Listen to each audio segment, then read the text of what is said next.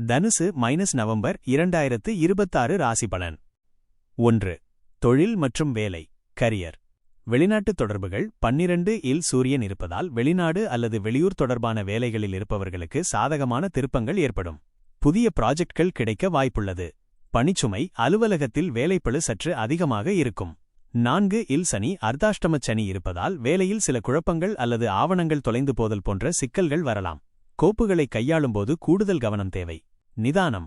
மேலதிகாரிகளுடன் பேசும்போது வார்த்தைகளில் நிதானம் அவசியம். தேவையற்ற விவாதங்களை தவிர்ப்பது உங்கள் நிலையை தக்கவைக்க உதவும். 2. பொருளாதாரம் ஃபைனான்ஸ். சுப விரயங்கள். 12ஆம் இடம் விரயஸ்தானம் என்பதால் கையில் இருக்கும் பணம் சுப காரியங்களுக்காகவோ திருமணம் வீடு மாற்றம் அல்லது ஆன்மீக பயணங்களுக்காகவோ செலவாகும். தன லாபம் 8 இல் இருக்கும் உச்சகுருவின் பார்வையால் எதிர்பாராத தனவரவு உண்டாகும்.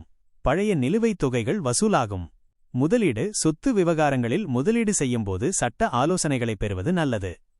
3. குடும்பம் மற்றும் உறவுகள் ஃபேமிலி மற்றும் ரிலேஷன்ஷிப். நிம்மதி. குடும்பத்தில் அமைதி நிலவும். 8 இல் இருக்கும் குருவின் பார்வையால் வாழ்க்கைத் துணையின் மூலம் அனுகூலம் உண்டு. தூரத்து பயணங்கள் குடும்பத்துடன் குலதெய்வ கோவில் அல்லது புண்ணிய தலங்களுக்கு சென்று வருவீர்கள். எச்சரிக்கை. 12 இல் சூரியன் இருப்பதால் சில நேரங்களில் தேவையற்ற அலைச்சல்கள் மற்றும் தூக்கமின்மை ஏற்படலாம்.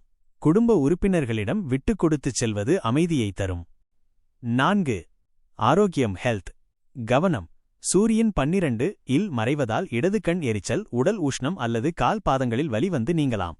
பாதுகாப்பு. 4 இல் சனி மற்றும் 12 இல் சூரியன் இருப்பதால் இரவு நேர பயணங்களை தவிர்ப்பது நல்லது.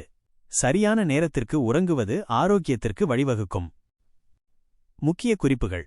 அதிர்ஷ்ட தேதிகள் நவம்பர் 1, 2, 10, 11, 20, 21, 28, 29. சந்திராஷ்டம நாட்கள் நவம்பர் 3, 4 மற்றும் நவம்பர் 30. இந்த நாட்களில் புதிய முயற்சிகளை முற்றிலுமாக தவிர்க்கவும். உணர்ச்சிவசப்பட்டு பேசுவதை குறைக்கவும். அதிர்ஷ்ட எண்கள் 3, 9, 1. அதிர்ஷ்ட நிறம் வெளிர்மஞ்சள் வெள்ளை. பரிகாரம். சிவ வழிபாடு. திங்கட்கிழமைகளில் சிவபெருமானுக்கு பால் அபிஷேகம் செய்து வழிபட விரயங்கள் குறைந்து நிம்மதி பெருகும்.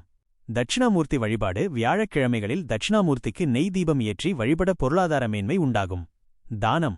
வசதி குறைந்தவர்களுக்கு போர்வைகள் அல்லது காலணிகளை செருப்பு தானமாக வழங்குவது அர்த்தாஷ்டமச் சனியின் தாக்கத்தை குறைக்கும்.